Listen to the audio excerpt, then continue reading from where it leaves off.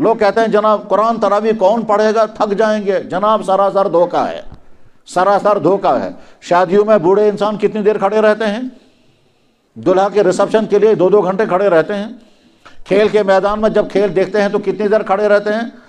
ٹھیک ہے، گانے کی محفل میں ساری رات کھڑے رہتے ہیں، مشاعروں میں ساری رات لوگ کھڑے رہتے ہیں.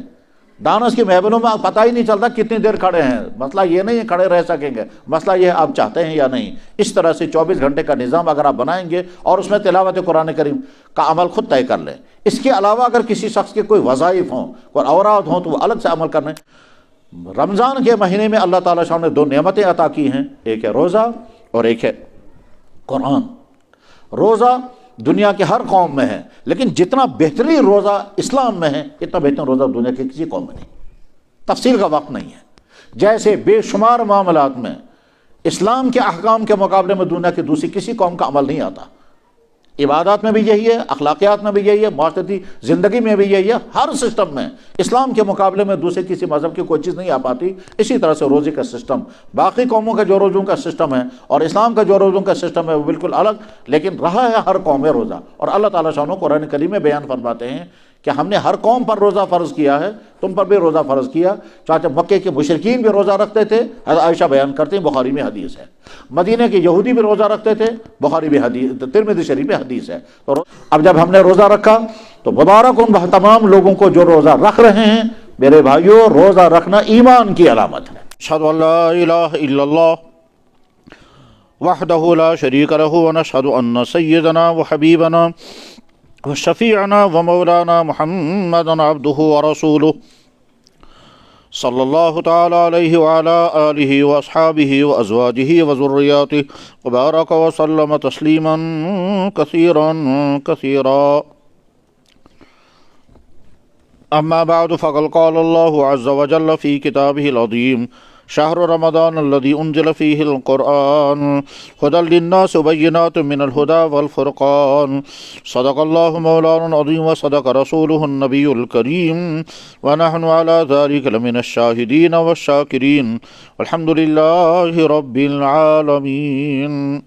يا رب صل وسلم دائما أبدا على حبيبك خير الخلق كلهم. محترم بزرگوں اور دوستو، اللہ کے فضل اور احسان سے، اللہ کی کرم سے، اللہ کی عنایت سے ہم اس وقت رمضان مبارک کے مقدس ترین دن گزار رہے ہیں. بے شمار ہمارے بھائی سال گزشتہ رمضان میں تھے اور آج نہیں، اور یہ بھی ہو سکتا ہے کہ آج اس رمضان میں ہم ہیں، ہم میں سے اگلے رمضان میں کوئی نہیں ہوگا.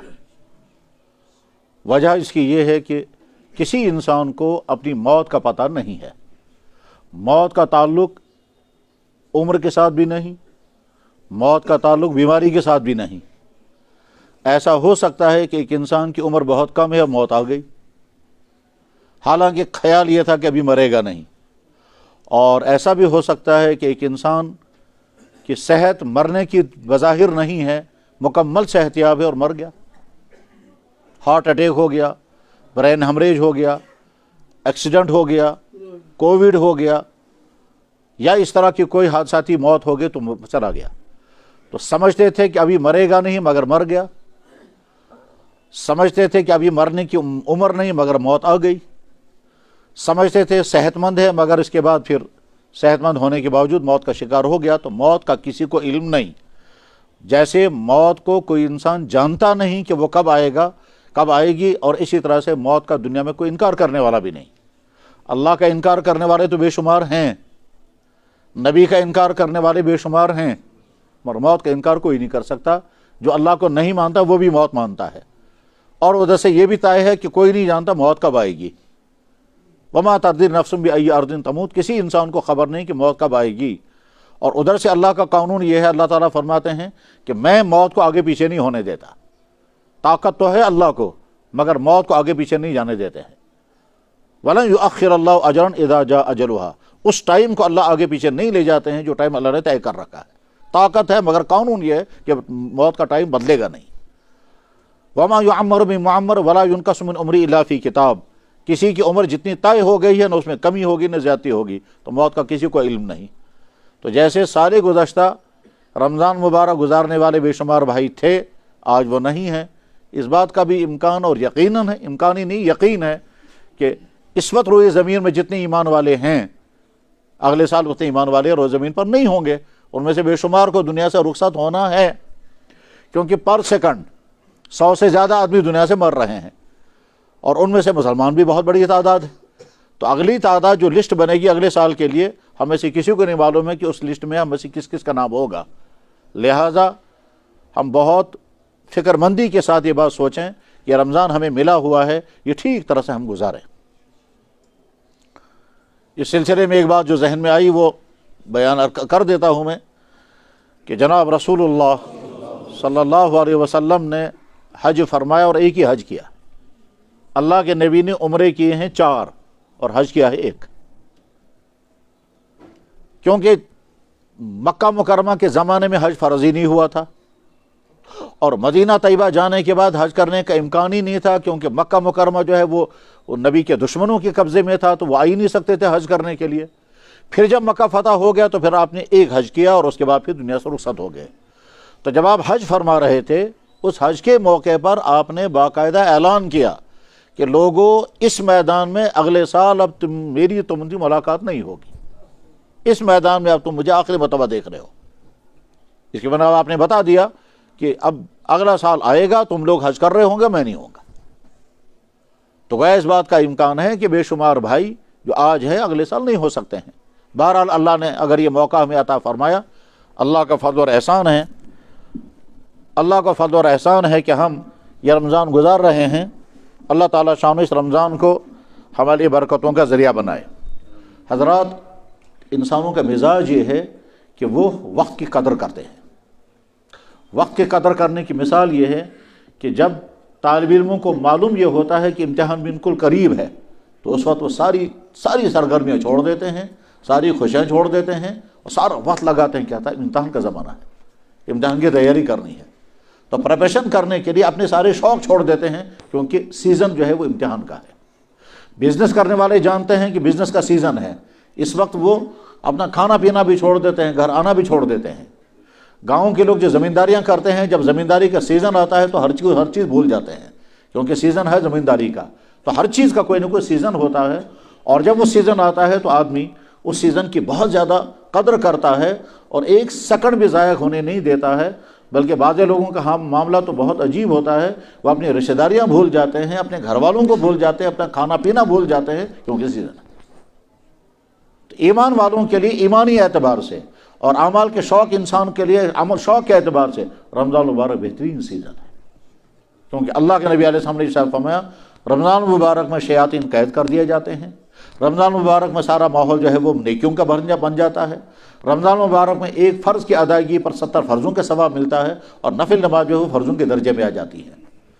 اگر کسی جگہ اعلان ہو جائے کہ صاحب ایک مہینے تک لوہا جو ہے وہ سلور کے بھاؤ پر بکے گا اور سلور جو ہے وہ گولڈ کے بھاؤ پر بکے گا، تو لوگ کیا کریں گے کہ اپنے گھر کا ٹوٹا پھوٹا لوہا جو ہے وہ بھی بیچ دیں گے، اور اپنے گھر کا پرانی چاندی جو ہے وہ بھی بیچ دیں گے، حتیٰ کہ دروازوں کے جو پکڑنے کی چیزیں ہیں لوہے کی وہ بھی نکال کر کے بیچیں گے، کیونکہ بہاؤ بڑھ چکا ہے۔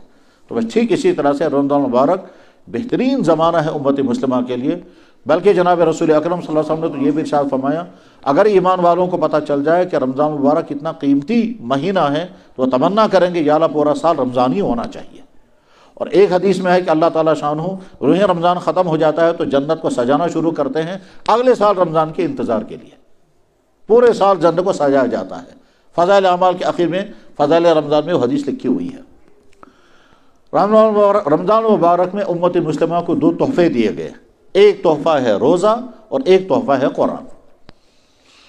ضرورت اس بات کی ہے کہ چونکہ یہ 2 تحفے اہم ہیں، ان 2 تحفوں کو ہمیں اپنانا ہے، لیکن اس سے پہلے سمجھنے کی بات یہ ہے کہ جب ہم یہ سمجھ جائیں گے کہ رمضان انتہائی قیمتی زمانہ ہمارے لیے ہے تو 24 گھنٹے کا نظام بنا لیں اور اسی نظام کے مطابق اپنا پورا وقت گزاریں۔ ہر آدمی جانتا ہے کہ اس کی مشغولیات کیا کیا ہیں، وہ کس پروفیشن میں ہے، وہ کس کام میں ہے، ایک آدمی مزدوری کر رہا ہے، اس کو اپنی مزدوری سامنے رکھنی ہے، ایک آدمی بزنس کر رہا ہے، اس کو اپنی بزنس کا معاملہ سامنے رکھنا ہے، ایک آدمی ملازمت کرتا ہے، اس کو اپنی ملازمت کا معاملہ سامنے رکھنا ہے، اور ادھر سے رمضان ہے، تو ان تمام کاموں کو سامنے رکھ کر کے ایک 24 گھنٹے کا شیڈول بنا لینا چاہیے۔ اس 24 گھنٹے کے شیڈول میں کچھ چیزیں تو بڑی آسانی کے ساتھ کر سکتے ہیں، اور وہ یہ کہ مثلا صبح کو بہرحال ایمان والوں کو سحری کھانی ہے۔ سحری کھانے کا جو ٹائم اس وقت ہے تقریباً 5:15 ساڑھے 5 بجے سحری کا وقت ختم ہو جاتا ہے۔ اگر ہم آدھ گھنٹہ پون گھنٹہ پہلے جاگ جائیں، یعنی اگر 4 بجے ہم اٹھ جاتے ہیں تو بہت اطمینان کے ساتھ تہجد کی نماز ادا ہوگی، اور تہجد کی نماز کی بہت زیادہ فضیلت ویسے بھی ہے، اور رمضان مبارک میں تو بہت ہی زیادہ ہے۔ تہجد کی نماز کا وقت انتہائی قیمتی وقت ہے۔ اللہ تعالیٰ شانہ کی مبارک حدیث ہے، اللہ تعالیٰ شانہ آسمان اول پر اتر کر اعلان کرتے ہیں، حل من سائل فاعطی وحل من مستغفر فاغفر له وحل من مستجیب فاجیب له۔ کون مانگنے والا ہے میں دینے کے لیے تیار ہوں۔ یہ تو عام زمانے میں بھی ہوتا ہے، اور بخاری میں حدیث ہے، ینزل تبارک و تعالی الی السماء الدنیا فیقول حل من سائل فاعطی۔ کون مانگنے والا ہے میں اس کو عطا کروں گا، وحل من مستغفر فاغفر له وحل من مستجیب فاجیب له۔ تو تہجد کا وقت اگر ہم جاگ جائیں، اٹھیں اور تہجد کی نماز کے لیے کھڑے ہوں، اور تصور یہ کریں کہ اس وقت اللہ کی طرف سے اعلان ہو رہا ہے اور میں اللہ کے سامنے ہاتھ پھیلائے ہوئے ہوں، اور ادھر سے رمضان کا زمانہ بھی ہے اور تہجد کا وقت بھی ہے، اور اللہ کے نبی نے اعلان کیا ہے، اور وہ اعلان ہو رہا ہوگا میں نہیں سن رہا ہوں۔ ان کیفیات کے ساتھ جب آپ سجدہ کریں گے تو سجدے کی لذت کچھ اور ہوگی، سجدے کی کیفیت ہی کچھ اور ہوگی، اگر وہ کیفیت ایمان کے ساتھ طاری ہو گئی۔ چنانچہ بعد ایمان والوں کا معاملہ ایسا ہی ہے کہ ایسا لطف آئے گا اس نماز میں، اس سجدہ کرنے میں، جب آپ سجدہ کر رہے ہوں گے اور ہماری پیشانی زمین پر ہوگی، اور تصور یہ آئے گا کہ اللہ کی طرف سے اعلان ہو رہا ہے، تہجد کا وقت ہے، کمرے میں اندھیرا کیا ہوا ہے، کسی کو نہیں معلوم ہے میں کس حال میں ہوں، اور اس وقت ہم کہیں گے یا اللہ آپ کی طرف سے اعلان ہو رہا ہے، میں نے تو نہیں سنا، لیکن آپ کے نبی نے فرمایا، تو اگر میں خود سنتا اس پر مجھے یقین اتنا نہ ہوتا جتنا یقین اس پر ہے کہ آپ کے نبی نے فرمایا، لہذا آپ کی طرف سے اعلان ہو رہا ہے، اور وہ اعلان آپ خود کر رہے ہیں یا آپ کے فرشتے کر رہے ہیں، بہرحال اعلان ہو رہا ہے، میں آپ کے سامنے سر جھکائے ہوئے ہوں۔ تو شوق کے ساتھ تہجد کی نماز ادا کریں، چاہے 4 رکعت پڑھیں، چاہے 8 رکعت پڑھیں، چاہے 12 رکعت پڑھیں۔ 4 رکعت تہجد اس کا ثبوت ہے، 8 رکعت تہجد اس کا بھی ثبوت ہے، 12 رکعت تہجد اس کا بھی ثبوت ہے۔ 12 رکعت تہجد کا ثبوت یہ ہے کہ حضرت عبداللہ بن عباس رضی اللہ تعالیٰ بیان کرتے ہیں کہ میں نے ایک رات گزاری جناب رسول اکرم صلی اللہ علیہ وسلم کے ساتھ، جوان لڑکا، بلکہ شاید اس وقت بالغ بھی نہیں ہوئے تھے، انہوں نے رات گزاری اللہ کے نبی علیہ السلام کے گھر میں، اور اصرار کیا تھا کہ میں آپ کے گھر میں رات گزاروں گا۔ اللہ کے نبی علیہ السلام کی ازواج مطہرات میں سے ایک خاتون تھی ام المؤمنین میمونہ رضی اللہ تعالیٰ عنہ، جو اللہ کے نبی علیہ السلام کی جو ازواج مطہرات ہیں، یعنی آپ کی بیویاں، ان کو ہم کہتے ہیں ازواج مطہرات، اس کائنات کی سب سے پاکیزہ ترین بیویاں، اور انہی کو ہم کہتے ہیں امہات المؤمنین، تمام ایمان والوں کی مائیں، اور یہ اس لیے کہتے ہیں کہ اللہ نے ان کو کہا یہ تمام ایمان والوں کی مائیں ہیں، وہ ازواجہ امہاتہم، نبی کی تمام بیویاں تمام ایمان والوں کی مائیں ہیں۔ تو ام المؤمنین جیسے خدیجہ الکبریٰ، ام المؤمنین عائشہ صدیقہ، ام المؤمنین حفصہ، اسی طرح سے ام المؤمنین ایک تھی حضرت میمونہ۔ یہ میمونہ جو ہیں عبداللہ بن عباس کی خالہ ہیں، یعنی حضرت عباس رضی اللہ تعالیٰ عنہ کی سالی ہیں، یعنی حضرت عباس کی بیوی ام فضل کی چھوٹی بہن ہے، میمونہ ان کا نام ہے۔ تو میمونہ چونکہ حضرت عبداللہ بن عباس کی خالہ ہیں، انہوں نے کہا خالہ جان میں رات آپ کے یہاں گزاروں گا، مگر اس دن گزاروں گا جس دن اللہ کے نبی آپ کے یہاں رات گزار رہے ہوں گے۔ خالہ جان نے کہا بہت اچھا۔ چنانچہ حضرت عبداللہ بن عباس نے وہ رات گزاری ہے، اور وہ یہ تو اس لیے رات آئے تھے تاکہ میں دیکھوں گا نبی رات بھر کیا کریں گے، یہ دیکھنے کے لیے رات کو آئے تھے۔ چنانچہ عبداللہ بن عباس کو بسترے پہ سلایا گیا، بستر ایک ہی تھا، اسی ایک بسترے میں ایک طرف سے اللہ کے نبی علیہ السلام آرام فرما ہے، اسی بسترے میں ایک طرف سے حضرت میمونہ آرام فرما ہے، اسی بسترے میں سر کی طرف حضرت عبداللہ بن عباس کو سلایا گیا، ایک ہی بستر ہے۔ ہم سمجھنے کے لیے کہتے ہیں ایک ہی مٹرس، یعنی ایک ہی چوڑا لمبا چوڑا گدا ہے، اس چوڑے مٹرس میں سر سراہنے کی طرف عبداللہ بن عباس کو لٹایا گیا، ایک طرف سے اللہ کے نبی علیہ السلام آرام فرما ہے، ایک طرف سے حضرت میمونہ رضی اللہ عنہ وہیں سوئی لیٹی ہوئی ہیں۔ تو اللہ کے نبی علیہ السلام جب لیٹنے کے لیے آئے تو آپ نے عبداللہ بن عباس کو دیکھ کر کے فرمایا نام الغلیم، شاید چھوٹوں کو نیند آ گئی ہے۔ جو چھوٹوں کا لفظ میں ترجمہ کر رہا ہوں غلیم کا، عبداللہ بن عباس ہی بیان کر رہے ہیں کہ اللہ کے نبی نے فرمایا نام الغلیم، چھوٹوں کو نیند آ گئی ہے، حالانکہ میں جاگا ہوا تھا، تبھی تو وہ حدیث بیان کر رہے ہیں، وہ تو آئے تھے اس لیے کہ برات میں دیکھوں گا۔ بہرحال آدھی رات کے قریب اللہ کے نبی ہم اٹھے، عبداللہ ابن عباس کو محسوس ہو گیا، وہ تو جاگ رہے تھے، وہ تو دیکھنا چاہتے تھے کس وقت اٹھیں گے اور اٹھ کر کے کیا کیا کریں گے۔ بہرحال اللہ کے نبی علیہ السلام اٹھے تہجد کی نماز کے لیے، جب واقعہ طویل ہے اور بخاری میں تقریباً 10 جگہ پر یہ حدیث نقل کی ہے امام بخاری رحمہ اللہ تعالیٰ نے، اور اس کی وجہ ہے کہ وہ 10 جگہ کیوں نقل کی ہے۔ عبداللہ ابن عباس کہتے ہیں کہ پھر جناب رسول اللہ صلی اللہ علیہ وسلم جو تہجد کی نماز پڑھی ہے تو آپ نے کس طرح پڑھی؟ فصلی رکعتین ثم رکعتین ثم رکعتین ثم رکعتین ثم رکعتین ثم اوتر۔ اللہ کے نبی علیہ السلام نے 2 رکعت پڑھی، پھر 2 رکعت پڑھی، پھر 2 رکعت پڑھی، پھر 2 رکعت پڑھی، پھر 2 رکعت پڑھی، پھر فطر کی نماز پڑھی، تو 12 رکعت تہجد پڑھی۔ اور 8 رکعت تہجد کے متعلق اللہ کے نبی علیہ السلام کا مشہور استاذہ حضرت عائشہ صدیقہ رضی اللہ عنہ بیان کرتی ہیں، ان سے پوچھا گیا کہ اللہ کے نبی علیہ السلام کی نماز رمضان اور رمضان کے علاوہ کیسی تھی؟ آپ نے فرمایا حضرت عائشہ نے کہ 4 رکعت پڑھتے تھے، 4 رکعت پڑھتے تھے، کچھ مت پوچھو کتنی اچھی نماز پڑھتے تھے۔ یہ بھی تمہارا تہجد کی نماز چاہے 4 رکعت، چاہے 8 رکعت پڑھیں، چاہے 12 رکعت پڑھیں، اور اس کے بعد پھر خوب دعائیں مانگے، پھر آپ کی سحری کا وقت ہو گیا۔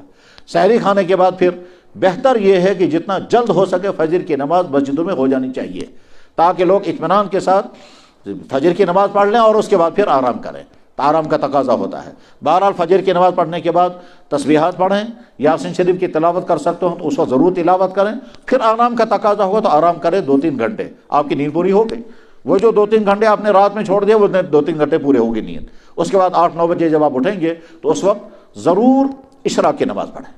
اس اشراق کی نماز کی بڑی فضیلت ہے، اللہ کے نبی علیہ السلام نے فرمایا مقبول عمرے کا ثواب ملے گا، مقبول عمرے کا ثواب۔ 2 رکعت پڑھیں یا 4 رکعت پڑھیں، دونوں کے متعلق الگ الگ حدیث ہیں۔ ایک حدیث میں ہے اے ابن آدم تو 2 رکعت دن کے شروع میں پڑھ، میں دن کے سارے کاموں میں تیرے لیے کافی ہو جاؤں گا۔ تو 2 رکعت یا 4 رکعت صلاۃ الاشراق پڑھ لیں، اس کے بعد پھر آپ اپنے کام، جو اسٹوڈنٹ ہیں وہ پڑھنے کے لیے جائیں گے، جو مدرسے میں پڑھنے والے ہیں وہ مدرسہ پڑھیں گے، جو جاب کرنے والے ہیں وہ ڈیوٹی کے لیے نکل جائیں گے، اور جو بزنس کے لیے کرنے والے ہیں وہ اپنے دکانوں پر چلے جائیں گے۔ اس کے بعد ظہر کی نماز تک اپنے کام میں مشغول ہیں۔ ظہر کی نماز کوشش کریں اس مسجد میں ادا کریں جہاں وقت پر نماز عطا ہوتی ہو، اور ٹھیک وقت پر مسجد میں پہنچیں، اتنے پہلے وقت میں کہ اطمینان کے ساتھ وضو کر کے آپ نماز میں شامل ہو سکیں۔ پھر اگر موقع ہوگا تو قرآن کریم کی تلاوت کریں، اور اگر ٹائم نہ ہو تو ظہر کی نماز پڑھ کر واپس اپنے کاموں میں پہنچ جائیں۔ عصر تک یا مغرب تک جب تک آپ اپنے کاموں میں رہیں گے، اپنے کاموں میں مشغول رہیں، یہ پورا وقت جو گزر رہا ہے اس پورے وقت میں اپنے روزے کی حفاظت کریں، آنکھوں کو بھی کنٹرول میں رکھیں، اور یہ آج کے زمانے کے مردوں کے لیے سب سے بڑا امتحان ہے۔ آنکھوں کا قبض کنٹرول میں کرنا آج کے مردوں کے لیے سب سے بڑا مشکل امتحان ہے۔ اب اللہ نے اگر کنسیشن دی ہوتی تو ہم کہتے تھے صاحب جب پھیلاؤ ہو گیا بے پردگی کا اور عموم ہو گیا بے پردگی کا تو اب اللہ نے کنسیشن دے، لیکن کنسیشن نہیں، حکم ہے، زہر ہے۔ جب سوسائٹی میں پردہ تھا تو بے پردگی کے خطرے کم تھے، اور جب سوسائٹی میں بے پردگی آ گئی، اور وہ بے پردگی جو وہ ہماری بہنیں، ہماری بیٹیاں، ہماری خواتین ہیں، اس بے پردگی میں مردوں کے لیے بڑا امتحان ہے۔ اس وقت اپنے آپ کو سمجھانا ہے کہ دیکھو میں روزے سے ہو، اس روزے کے سارے فائدے ختم ہو جائیں گے اگر تم نے بے پردگی کی۔ ظاہر ہے وہ ہمارا بھائی جو سکولوں میں ہے، وہ ہمارے بھائی جو ہسپتالوں میں ہیں، وہ ہمارے بھائی جو بازاروں میں ہیں، وہ ہمارے بھائی جو مالز میں دکانداری کر رہے ہیں، وہ ہمارے بھائی جو ہر جگہ ہماری بہنیں، ہماری بیٹیاں پرکشش لباس پہن کر میک اپ کر کے چونکہ سامنے ہیں، اس لیے آج کے مردوں کے لیے سب سے بڑا امتحان یہی ہے۔ تو روزے کی حالت میں اپنے آپ کو بار بار سمجھائیں کہ تمہارا روزہ برباد ہو جائے گا، تم چاہے کتنی بے پردگی کرو، ملنے والا کچھ نہیں ہے، ملنے والا کچھ نہیں ہے۔ اور ساتھ میں یہ کہیں کہ اگر اس بے پردگی پر اگر تم نے کسی نامحرم کو بار بار جان بوجھ کر دیکھا اور برے خیالات کے ساتھ دیکھا، اگر قیامت کے دن اللہ تعالیٰ شانہ نے سلائی گرم کر کے آنکھوں میں لگائی تو برداشت کر سکو گے؟ ظاہر نہیں کر سکیں گے۔ بہرحال کوششیں کریں دن بھر ان چند بری کاموں سے بچیں جن برے کاموں کی وجہ سے روزہ سارا برباد ہو جائے۔ ایک ہے بد کلامی کرنا، جھوٹ بولنا، غیبت کرنا، ڈانس دیکھنا، ڈانس دیکھنا، میوزک سننا اور بے پردگی کرنا، ان سے اپنے آپ کو بچائیں۔ پھر جب عصر کے وقت آپ اپنے گھر آ جائیں گے یا مغرب بعد آئیں گے، شام کو افطار سے پہلے دسترخوان پہ بیٹھ کر کے ضرور دعا کریں، چاہے آپ مسجد میں افطار کر رہے ہوں چاہے گھر میں کر رہے ہوں، افطار کے وقت دعا قبول ہونے کے وعدے ہیں۔ ویسے بھی غروب آفتاب کے وقت دعا قبول ہونے کے وعدے، افطار کے وقت اور زیادہ وعدے ہیں۔ اس وقت ضرور دعا کریں. گویا بندہ کہتا ہے یا اللہ آپ کی وجہ سے میں پورے دن بھوکا رہا, میرے پاس کھانے پینے کے تمام اسباب مہیا تھے, میں کھا بھی سکتا تھا اور چھپ کر بھی میں کھا سکتا تھا, مگر یہ ایمان والا اپنے ایمان کا ثبوت دے رہا ہے. اور جب ہم اپنے اعمال کا ثبوت پیش کر رہے ہیں, اور اللہ کے ہاں عمل جو ہے وہ بہت پسند کیا جاتا ہے, بندہ اپنا عمل اللہ کے سامنے پیش کرے اور کیا ہو اس نے عمل, پھر کہ یا اللہ یہ عمل میں نے کیا آپ کی محبت کی وجہ سے, آپ کے خوف کی وجہ سے, آپ کے حکم کی وجہ سے, آپ اس کو قبول کر لیں, تو اللہ کو بہت خوش ہوتا ہے کہ میرے بندے نے ایک عمل کیا میری وجہ سے.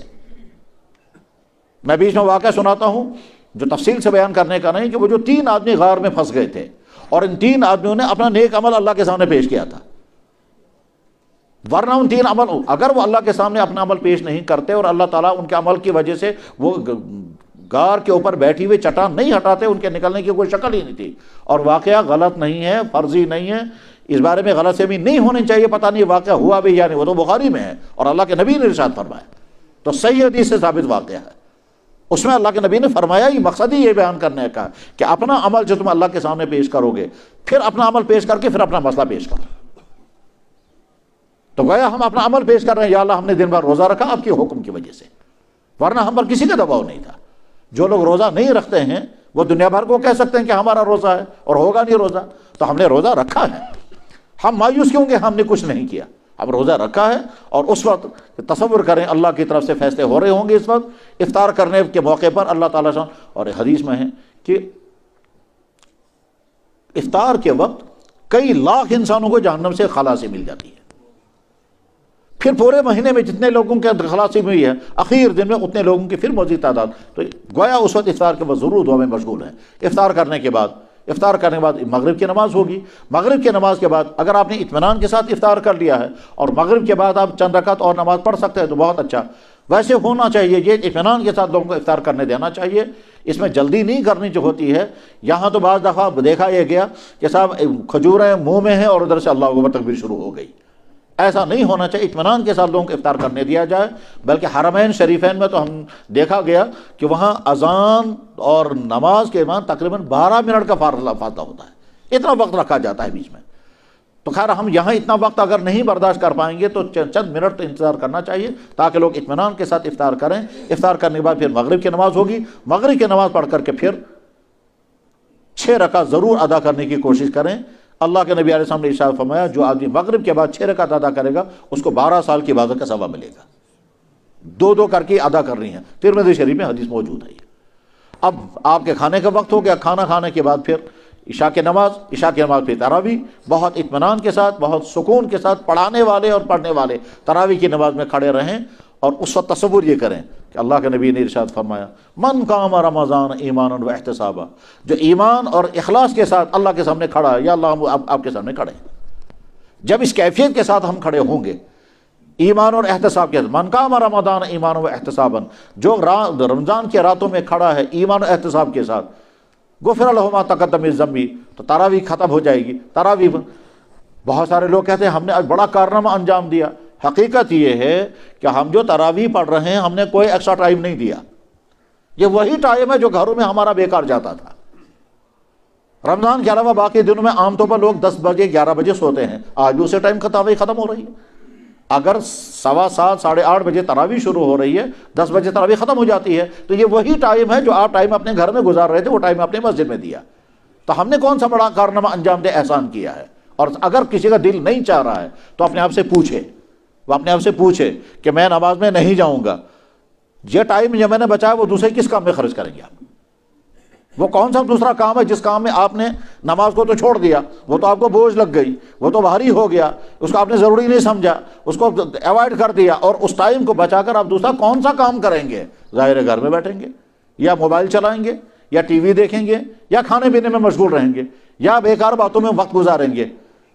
ایسا تو 1% آدمیوں کا معاملہ بھی ایسا نہیں ہے کہ وہ تراویح نہیں پڑھیں گے, گھر میں جا کر آرام کریں گے کیونکہ آرام کا تقاضا ہے.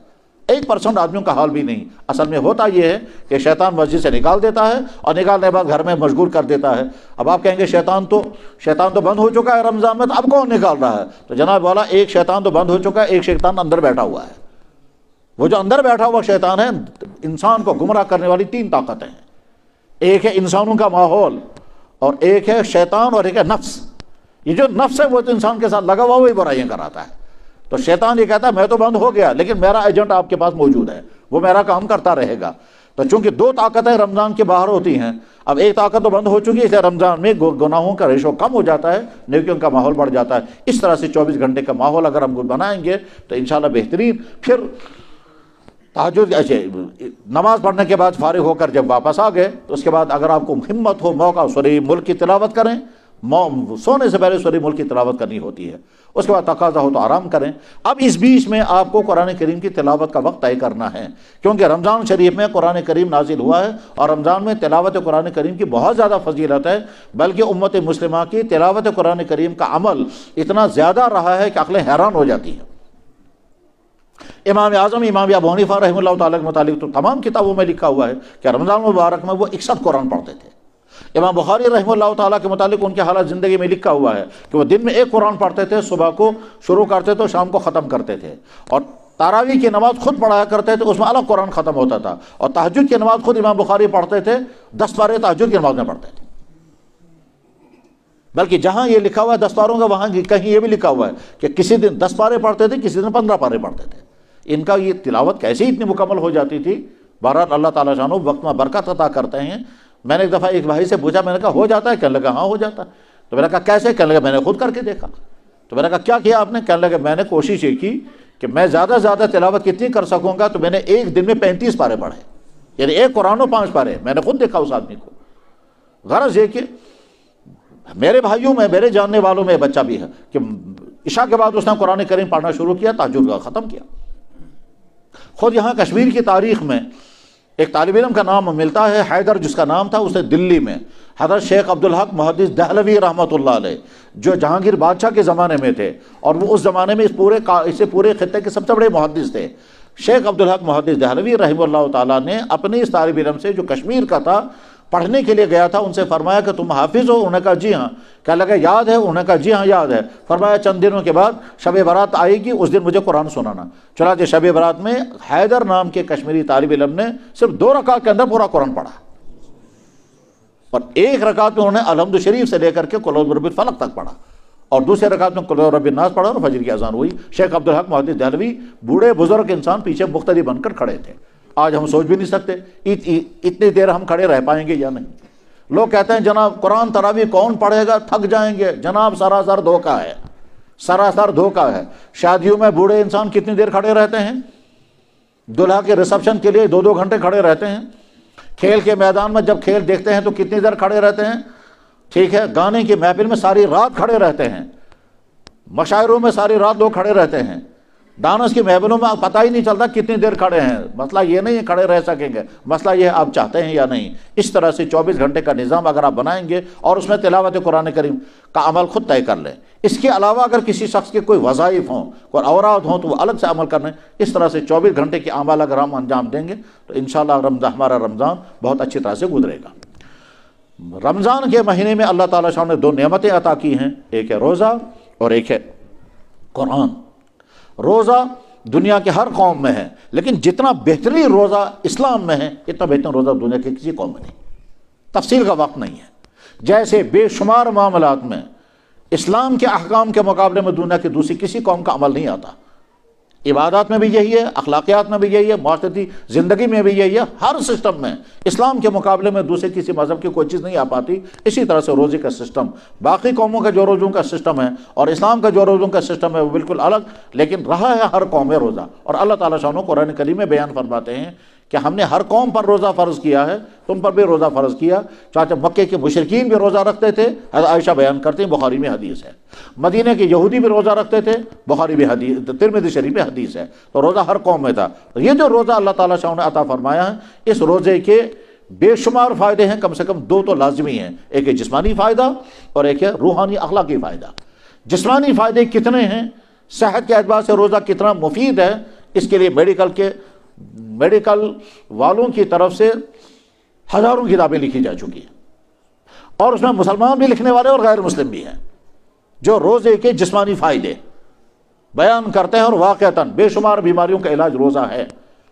خود ہمارے جاننے والوں میں ایسے افراد ہیں, کہنے لگا صاحب رمضان کے علاوہ تو ہماری صحت ڈسٹرب رہتی ہے, لیکن رمضان میں سیٹ ہو جاتی ہے, اور وہ یقیناً سیٹ ہو جاتی ہے.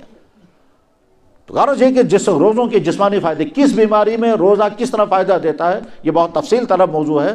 آج کل جو عمومی بیماریاں ہیں، عمومی بیماریاں، ان عمومی بیماریوں میں مثلا بلڈ پریشر، شوگر کی بیماری،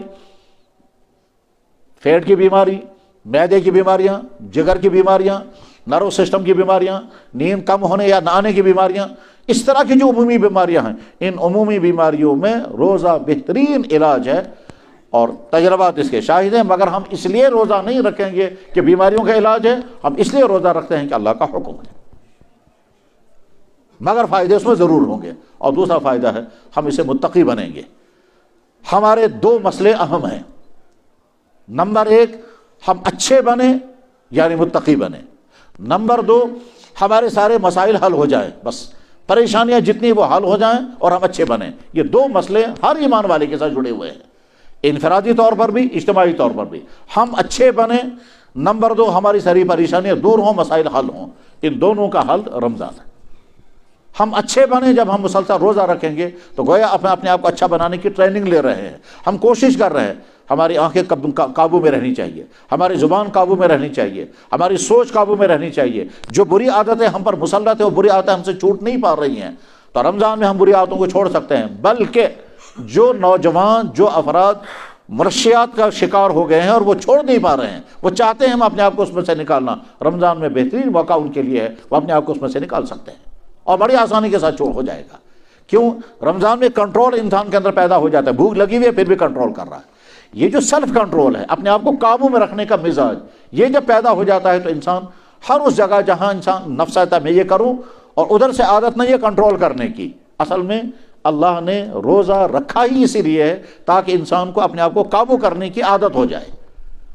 اب مثلا مان لیجیے صبح کو ہم نے کھانا کھایا، 3-4 گھنٹے کے بعد یوزولی بھوک لگ جاتی ہے، یا 5-6 گھنٹے کے بعد 10-11 بجے آپ کو بھوک اور پیاس شروع ہو گئی۔ اب آپ طے کیے ہوئے ہیں کہ مجھے شام تک برداشت کرنا ہے، بار بار اندر سے تقاضا رہا کچھ کھاؤں لیکن جھیل رہے ہیں، برداشت کر رہے ہیں۔ یہ جو ٹریننگ آپ لے رہے ہیں، یہ جو برداشت کر رہے ہیں، یہی قوت برداشت آگے چل کر کے انسان کو قابو کرتی ہے۔ کیا قابو کرتی ہے؟ رمضان گزرنے کے بعد اندر جذبہ ابھرتا ہے میں فلانا کام کروں گا، اور وہ ہے اللہ کو ناراض کرنے والا کام، اور ادھر سے آپ ٹریننگ لے چکے ہیں، آپ کے اندر صلاحیت پیدا ہو چکی ہے کہ میں اپنے آپ کو قابو کروں گا، یا اپنے آپ کو قابو کرنے کے لیے ہم نے ٹرین چکے تو جب جو ہی دل میں برا ارادہ ہوا فلاں کام کروں گا، تو چونکہ آپ تربیت دے چکے ہیں اب اپنے آپ کو قابو کر سکتے ہیں۔ دلیل اور ثبوت اس کا یہ ہے کہ جناب رسول اللہ صلی اللہ علیہ وسلم نے کیا فرمایا تھا؟ جوانوں سے جلد نکاح کرنا، اور اگر جلد نکاح نہ ہو پا رہا ہو تمہارا تو روزے رکھنا۔ روزہ رکھنے کے نتیجے میں تمہارا نفس قابو میں رہے گا اور تم برائیوں سے اپنے آپ کو بچو گے۔ اور حدیث صحیح ہے، یا معاشر الشباب من استطاع منکم الباءۃ فعلیہ بالنکاح او فلیتزوج فإنہ اغض للبصر واحسن للفرج ومن لم یستطع فعلیہ بالصوم۔ اب جب ہم نے روزہ رکھا تو مبارک ان تمام لوگوں کو جو روزہ رکھ رہے ہیں۔ میرے بھائیوں، روزہ رکھنا ایمان کی علامت ہے، روزہ رکھنا ایمان کی علامت ہے، اور یہ انسان کا کہنا نہیں ہے، اللہ کے نبی نے فرمایا۔ اللہ کے نبی نے فرمایا جب تم کسی انسان کو دیکھو کہ وہ سخت گرمی میں روزہ رکھے ہوئے ہے، اور جب تم کسی انسان کو دیکھو سخت سردی میں ٹھنڈے پانی سے وضو کر رہا ہے، تو تم گواہی دینا کہ اس کے اندر ایمان ہے۔ ایمان کا ثبوت مل جائے اور ایمان کی دلیل سامنے آ جائے اور اللہ کے یہاں ایمان ایکسیپٹ ہو جائے، اتنی بڑی دولت ہے، اتنی بڑی نعمت ہے۔ حضرت عمر فاروق رضی اللہ تعالیٰ نے صحابی سے کہا تھا میں یہ نہیں کہوں گا کہ تم ساری لسٹ مجھے بتاؤ کہ تمہارے پاس لسٹ نقلی ایمان والوں کی کتنی ہے، میں یہ جاننا چاہتا ہوں کہ میرا نام اس میں تو نہیں ہے، یعنی میں منافق تو نہیں ہوں۔ کوئی انسان اپنے بارے میں دعویٰ نہیں کر سکتا میرا ایمان یقیناً اللہ کے یہاں ایکسیپٹ ہو گیا۔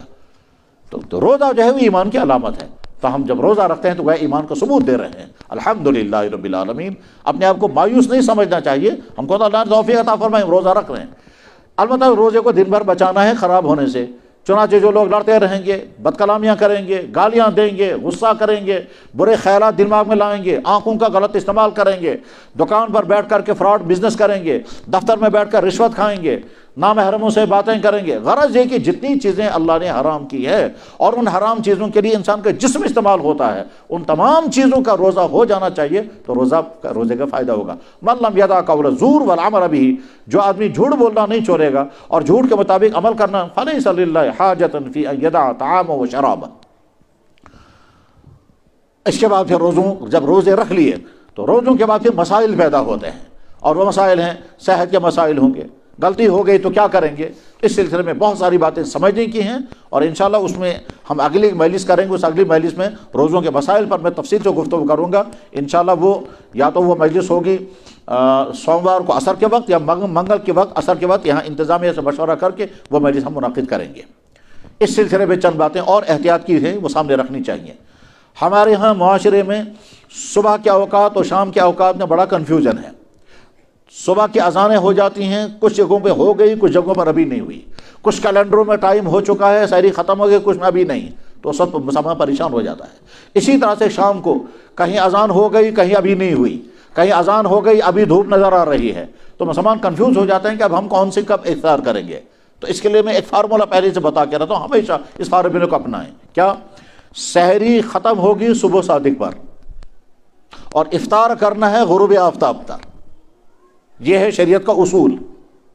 قرآن کریم میں اللہ تعالیٰ شان اس کو بیان فرمایا اور اللہ کے نبی نے، سحری ختم ہوگی صبح صادق پر اور افطار کرنا ہے غروب آفتاب پر۔ غروب آفتاب و صبح صادق، غروب آفتاب کا سب سے بہترین مشاہدہ جو ہے وہ سمندر میں ہوتا ہے، وہاں صاف نظر آتا ہے آفتاب ڈوب رہا ہے، یا صحراؤں میں آتا ہے، وہاں صاف نظر آتا ہے کہ آفتاب جو ہے وہ ریت کے اندر ڈوبنے لگا، تو اپنی آنکھوں سے ہم دیکھ سکتے ہیں آفتاب ڈوبنے لگا، لیکن ظاہر ہے یہ ہر جگہ نہیں ہو سکتا۔